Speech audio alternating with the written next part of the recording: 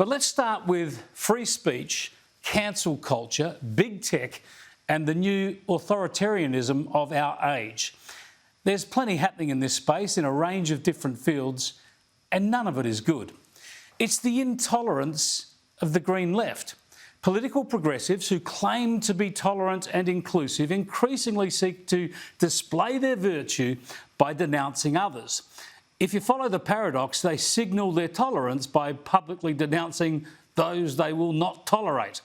The latest example has unfolded just today, and it relates to the Essendon AFL Footy Club, which you would have thought had pulled off a coup by appointing the former CEO of the NAB to head up their footy club.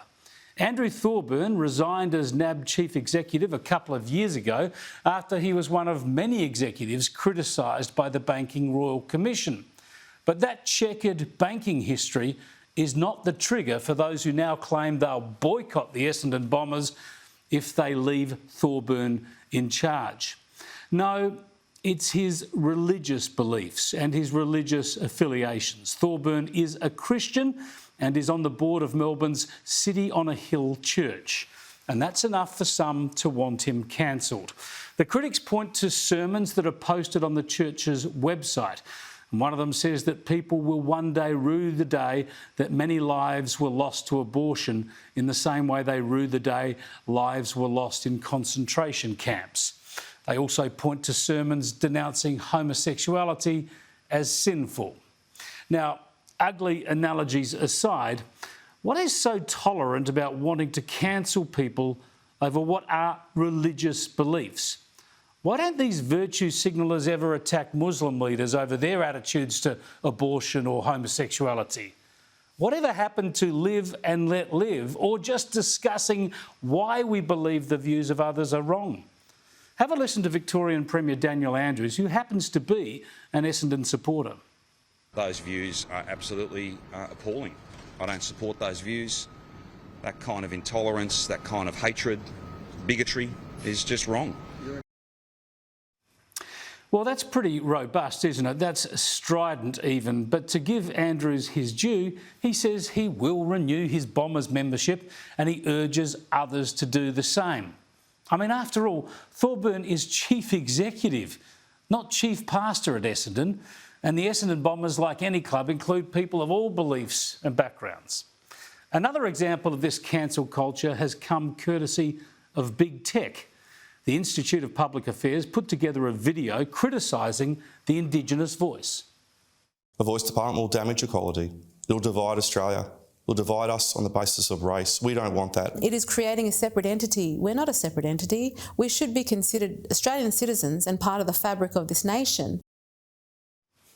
Now, you know I disagree with those views. I support The Voice, but I welcome the debate, and I often have guests here on this program arguing against an Indigenous voice. But Facebook stopped the IPA promoting this video online. So the IPA produced another video criticising that. The IPA sought to promote this video on the Facebook social media platform. Yet, on 4 separate occasions this week, was banned from doing so because Facebook determined it violated its social and political policies. And you guessed it, Facebook stopped them promoting that video too. This attempt to marshal all views along one path of righteousness is insidious. There was another example at the United Nations last week when New Zealand Prime Minister Jacinda Ardern talked about trying to shut down dissenting voices in the climate change debate. This will also be important in understanding more about mis- and disinformation online, a challenge that we must as leaders address. How do you tackle climate change if people do not believe it exists?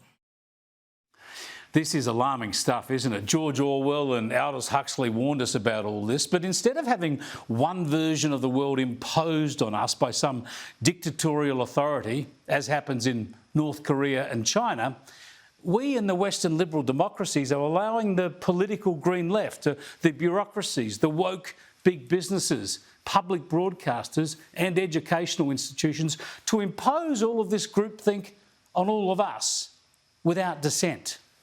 It's illiberal, it's dumb, it's dangerous, and we need to stand up against it.